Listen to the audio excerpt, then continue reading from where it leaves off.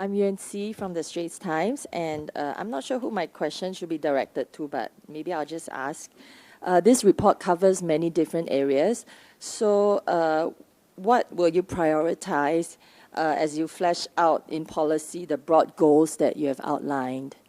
And my second question is, in this new way forward, what do you see as the biggest departure for the government from the way things are being done now? And then the last question, now that the 4G team and the people have come up with this shared consensus, PM has talked about him and his 3G team taking a bit more of a back seat so that the 4G can take the lead. When will you seek a fresh mandate to implement this agenda? First, how do we prioritize? We've already done so in many ways. We will look at issues that are of greater concern for Singaporeans, more salient. That's why housing was something that we pushed out. Retirement was something that we rolled out very quickly and announced. So those are issues that are of greater concern. We are pushing ahead. Healthcare too, very urgent, because we know that we have to move early and it takes time for healthcare transformation. So it will be based on the needs on the ground, the concerns that Singaporeans have, and the time needed to introduce and implement these changes. Moves that we have announced are the ones that we have already started prioritizing and are implementing. There are other moves that we are discussing and deliberating over. They will take some time. The next milestone will be Budget 2024, where we will be able to flesh out in greater detail some of the other moves. And then, of course, there will be other things that need even more time to study, and we will not quite be ready even at budget, and it will consider how we might do so at a later stage. Second, what are the differences in the way we operate and how, from the government's point of view? I would say there are several things. Number one, we recognize that in this phase, the government has to do more to provide more assurances, more support for Singaporeans.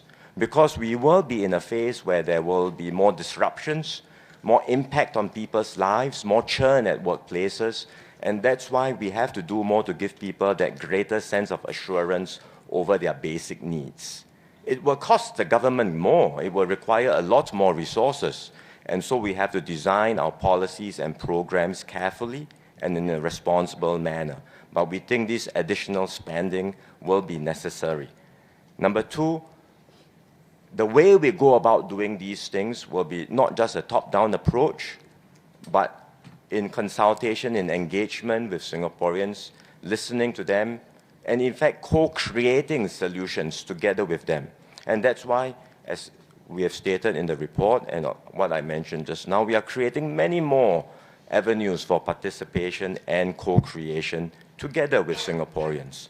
Thirdly, as many of my colleagues just now at the panel also alluded to, this is more than just an engagement exercise. It's really a partnership effort. And that partnership is between government, people, community groups, employers, businesses. It encompasses our tripartite partnership, but it's really a whole of Singapore partnership. And that's the only way that we can implement these big moves and these big shifts together. Finally, the third question, we will announce and you will know all that is to be known in due course. Second question from Zhao Bao. Good morning, this is Chun Hing from Zhao Bao. Thank you for walking us through the report. DPM, you've mentioned at various occasions the Chinese saying 富不过三代, that wealth seldom goes beyond 3 generations. So now, based on the 16 months of engagement with Singaporeans, I wish to ask again for your assessment. To what extent do you feel this saying applies to Singapore? Has the conversations assuaged your worries, or have you become more concerned? And what existing or emerging fault lines do you see that might push us towards 富不过三代 ending? And then in response to these fault lines, what then are the most important elements or spirit that's built into this report? Yeah, thank you. Thank you. Well, throughout history, Singapore has consistently beaten the odds. We have defied the odds of history, we have defied critics, and we must defy the odds again in order to ensure that wealth continues beyond 3 generations, and I believe we can. The conversations that we've had through the Forward Singapore exercise gives us hope and confidence, because we see indeed in our engagements with people, the vast majority of them are thinking not just about themselves today, they are very concerned about the future for their children, for their grandchildren, for the next generation. And that concern applies not just in the way we use our fiscal resources, it also applies to our sustainability, climate change, global warming, essentially how we can keep Singapore going.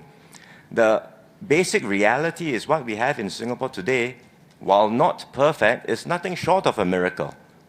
And it's really up to all of us in Singapore, not just the government, employers, businesses, community groups, workers, families and individuals, all of us as Singaporeans, to keep this miracle going for as long as we can. I think when people say 富不过三代, they mean you just keep doing the same thing over and over again. For us, I think for every generation, we want them to be pioneers of the generation, breaking new grounds, and that's how we keep our vitality. So it's not so much as 富不过三代. We just hope that every generation is a pioneer generation. 每一代都是先锋一代. If that we can keep up that spirit of reinvigorating ourselves, 每一代都是先锋一代, then I think we'll defy the odds of this saying that 富不过三代. Okay, third question. Alif from CNA. Good morning, Ministers. I'm Alif from CNA. I have two questions for DPM Wong. So the first question, could you perhaps speak on the timing of the report's release? Is there a significance to it being released now? And the second question, were there certain topics that have come up during the engagement sessions which have been left out from the report, and why? Thank you. Thank you. Timing, no, nothing significant. It's just that we were in fact hoping to do it within a year. We took a bit longer. So we thought it would be best to wind this up before the end of the year. And in fact, we have completed most of the engagements, most of the deliberations, and we are now ready to put this out as a report. But really, the putting out of the report is maybe the end of the exercise, but it's just the beginning of a journey. I mean, we have to now translate ideas, suggestions, recommendations into actions and concrete results. On the second question, were there ideas left out? I wouldn't say that there were ideas left out. In fact, we've tried to be as comprehensive as possible. It's more that, in fact, even when there are difficult ideas to implement, there were suggestions that we found it not so straightforward, good ideas. The ideas supported outcomes and goals which we very much share, but can be difficult to implement. I'll give you an example. We talk about wanting to have a Singapore made for families. Many groups support such a goal. People ask for more parental leave, more caregiving leave. Well, yes, we would like to do that too, but it's not so straightforward to implement a leave arrangement. Mandatory leave, companies, businesses that are struggling will have great difficulties. We've left it in the report anyway, because we say we want to be comprehensive. There are good ideas, not so straightforward to implement, but nevertheless, we will study. We will engage different groups, and we will consider perhaps down the road at a time when it's more conducive, some of these ideas may materialize. Hi, morning. Lou from Taobao. Maybe my question direct to Dr. Tan, MOM, is regarding that the government is going to launch a new scheme to support the re-employment, the new assistance scheme. So my question is the timing. During the COVID badly hits our workplace, the government did not come up with this such of idea. We have a job support scheme, so Be Career Switcher, WSG, that kind of thing. So we understand yesterday MOM released this Labour Market One release. According to the three-quarter new data show that the retrenchment and unemployment rose both. So is that government foresees that, in the coming months of years, the employments will further ease, so that make government thinks that this is a good timing to come up with this re-employment support scheme? Yeah. And also my direct question will be, the details will be announced in next budget or end of the year? Thanks. Thank you. So to your second question, I think it's easier. We will announce it at the budget, which is going to come pretty soon, February, March. To your first point, if you look at our labour market release, we are actually starting off from a lower base from a year ago because we were emerging from COVID. Today, our long-term unemployment rate hovers around 0.6, 0.7%. And between the 2.7 to 3% of the unemployment statistics that you see, a lot of it is churn because within 6 months, some people find new jobs. Some of them take a month or two off to go for courses to upgrade themselves before they get placed again. So, in many developed countries, this kind of employment statistics, people would regard it as full employment. Now, why do we think about this unemployment support scheme, involuntarily unemployment support scheme? It is in response to what DPM earlier alluded to. The fact that we are going to face significantly increasing pace of change. So change is no longer constant, change is accelerating. And the pace of disruptions is also happening. So you can see that within our lifetime, the concept of having one career, one iron rice bowl, may not be may not hold true anymore. So in preparation for that, during this period, we want to continue to nudge those who are involuntarily unemployed to be able to bounce back, and not just bounce back, but bounce back better. So a large component of that scheme will come in the form of pegging it to the efforts to seek opportunities, pegging it to upskilling, retraining. Now, I will go into the details when we announce the scheme, but I think this is in response to that. So I hope that answers to your question. And I hope DPM and Chun Sing don't mind me saying this. Actually, it's not 富不过三代. Actually, it's 我们每一代都有的交代. Thank you. Hi, Reno from Today. My first question is for Dr. Tan. The report mentioned that it wants to nurture more Singaporeans to venture overseas as part of their career development, but that parents worry about children's education and how they can adjust when they come back. So first, what's the thought process behind this? Is this something that the government wants or something that was raised from the ground? And second, can you elaborate more about what these worries are? And for the whole panel, what topics were youths most vocal about during the engagement sessions? And what topics were raised? Maybe I'll take the first part.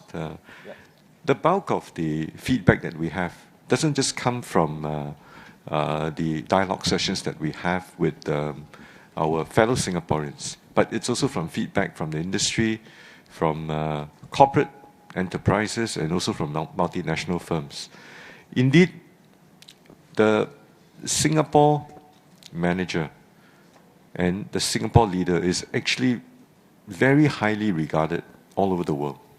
That brand halo is very high. One of the key things is how do we continue to maintain this pace of change? How do we maintain this momentum? Businesses, exposure, we are in an island unto ourselves, and our domestic market is actually very small. For you to be able to access, to develop those networks, it is important for you to build those networks yourself. So, I have friends who always tell us at conversations that Singaporeans have very good knowledge, very good know-how. The key thing about exposing them overseas is to build the know-who. I hope that gives you the understanding and the stories to write about. Thank you. Thanks. On the second question, what were young people's concerns? They were very wide-ranging, but I would say a few of the issues came up uppermost on their minds in our engagement. Number one, jobs of the future. They were very interested about what kind of jobs there might be, their aspirations, what pathways, career choices would they have down the road. So that's number one on their minds. Mental wellness was an issue. We have already launched a mental wellness, national mental health strategy, but we picked up a lot of concerns and interest in the issue of mental wellness. Third, sustainability, because they know that this is an issue that they will have to deal with in their lifetimes. Global warming, climate change, many were interested in that. And then finally, what I thought was very assuring and comforting too, there was also a very strong sense of wanting to give back and support others who are less fortunate. And so we had one group of young people who worked very closely with the MSF team to come up with recommendations, not just going into giving ideas, but doing their own research and coming up with recommendations on what we might do to uplift the lower income segments in Singapore. And we've taken into account many of their ideas in our report. Can I add something? I think it's not so much just the topic, but I thought how they approached the challenges was very encouraging to me. For many of the conversations that we have, they weren't asking, what can you do for me? They were more asking about, what can I do for you? And what can we do together? So that, I think, cheered me a lot. So our young people are not just looking for solutions. They want to be part of the solutions, and they have ideas. And that, I think, gives me great confidence that we have a bright future ahead of us, because everybody wants to get involved. And that is perhaps the most satisfying aspect of this whole exercise. That when we talk about a social compact, it is not about just what more are you going to do for me, or what more someone else is going to do for me, but what can I do for somebody else? Right? What can I do for myself? And what can we do together? So I thought that, to me, was the most memorable part. Hi, Grace from CNA Digital here. My question is for anyone on the panel. With several of the key shifts required for Singapore, already underway through several announcements made, could you maybe give us a preview of what initiatives we can expect to be announced for the remaining 2 months of the year? We intend to elaborate on what we want to do for HWell SG. I mentioned earlier, a lot centers on the community. So when we talk about youths and giving back, a lot of the receptacle for their effort and contribution is actually in the community. This is where you can do the most, to help just one more person next to you, to help a family, to help a neighbor. So we want to do a lot more of that. There's a lot of work done by MND and MOT on the infrastructure side, silver lining of upgrading of our precincts, of our friendly streets, but also a lot of software, energizing the community for people, including youths, to play a part, to help us develop a community that's more conducive for the aged to age well and to live healthily within the community. We talk about mental health, we talk about aging. These are all very significant issues. I don't think they are just health issues, but social issues that we had to grapple with. The thing is, if we start to look at everything from a health lens, we will never tackle the problem. Because by the time, I always say Ministry of Health is really Ministry of Sickness. We run hospitals and clinics. And so by the time they land on the lap of MOH, it's usually too late. The condition was advanced to a stage where treatments are required. So we really need to energize ourselves to look at things from a preventive point of view. That means changing the way communities are functioning, are supporting each other, how we support each other, how youths can be supported to prevent the onset of mental health challenges, rather than over-medicalizing it. I think that is the whole approach that we need to take. A preventive approach, a societal, a community approach. So some of these details, I don't think we are announcing all of them in the next 2 months, but you should expect some details coming. So as I mentioned just now, wherever we are in Singapore, we all have the same aspiration as we grow up. We leave school, we go to work, we get married. And unlike many countries in the world, for example, all of us want to own a home. It's unthinkable in many countries. married, immediately wanting to own a home. Most of my friends overseas, they were living in a rented home for a very long time until in their 50s or 40s. So owning a home is one aspiration that our families who have lower income also want. They may be living in rental homes, and we want to try and help them through their own effort too, and with the community coming on board to help them own a home faster and to own a home for good, not just own a home for some time and then go back to rental home. So owning a home is one area where we're working on in the Combling Plus program to enable them to own a home faster and own a home in ways that they will stick with it. Second one is to ensure that their children, particularly for preschool, can benefit from our sterling education system. But somehow, for many of these low-income families, participation in preschool is low, or even when they are, attendance can be very challenging. And here again is one area where we are looking at in the Combling Plus program to enable them to move, to ensure that we settle the problems, the complex problems they may have, to enable them, incentivize them to ensure their children attend school as early as possible. And lastly, helping them along the way to move from jobs which may be gig in nature because their tendency is to look for the best outcome for the short term, but also to help them to move to better jobs with savings, with CPF, that also will enable them to own a home. So all this will be put together, not just in terms of what will give them more, also in terms of how they will put in their effort, and at the same time, getting corporate partners, community partners in journeying together with them to get them this aspiration that they want to achieve. Better home, better job, and better outcomes through their school education of their children. I just wanted to find out, for some of the more specific recommendations in the report, what's the time frame we can expect for these things to be rolled out? For example, like the Skills Future top-up, or the help for the ITE students, and also the Singapore Government Partnerships Office. Like, are you looking at 1 year, 6 months, or 5 years, things like that? Also, can you give us an insight into how the 4G team worked together on this whole exercise and this report? For example, whether there were any areas of disagreements, how you resolved it, and also how this whole exercise has prepared the team for leadership succession. Thanks.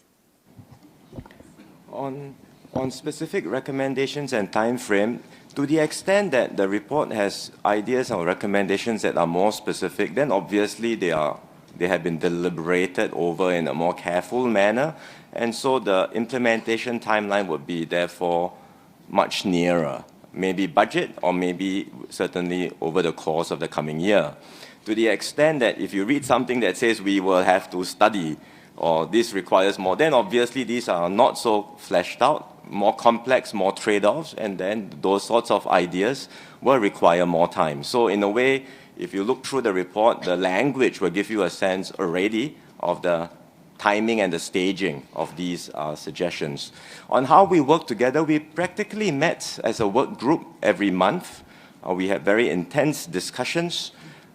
We went beyond the work group meetings, all of us meeting together. We also had deep dives, so specific policies involving one ministry or sometimes multiple ministries. We met separately to do deeper dives into each of these areas. And I would say that whole experience, building on top of what we had gone through in the last 3 years of COVID, has really enabled the team to come together very well. We have a much better understanding of each other's strengths, how we can complement one another as a team, and how the whole is greater than the sum of the individual parts. So this has been a good experience for the 4G team, and we look forward to working closely with Singaporeans to translate the ideas of Forward Singapore into concrete actions and programs. We have a full agenda of work that's ahead of us. What we have put together provides a roadmap for us, not just as a 4G team or as a government, but really for all of Singapore to work together and chart our way forward in an environment that would be more uncertain, more challenging, and will be more volatile. The road ahead will not be easy, but we can draw confidence from what we have been through in Singapore's history and also from the 3 years of tackling COVID together. And the last 16 months of engagements certainly gives not just me, but my entire team a lot of confidence that we have a shared consensus on the way forward, and we have the ability to keep on building a better Singapore together. The way in which we have undertaken this Forward Singapore exercise also reflects very much the desire of everyone in the team in how we want to engage and work with Singaporeans. It is an approach where we will continue to listen, engage widely, and work closely with partners. Just now there was a question whether there were differences. Of course, in these sorts of engagement, there will be differences. Differences will emerge, differences of views, differences of perspectives. After all, we are becoming a more diverse society. But amidst that diversity, I think there's still a lot more that unites us than divides us. And if we continue to focus on our common ground, focus on expanding the areas of commonality that we share as Singaporeans, we can strengthen our sense of solidarity and unity. And by keeping our society strong and united, we will be in the best possible position to take Singapore forward.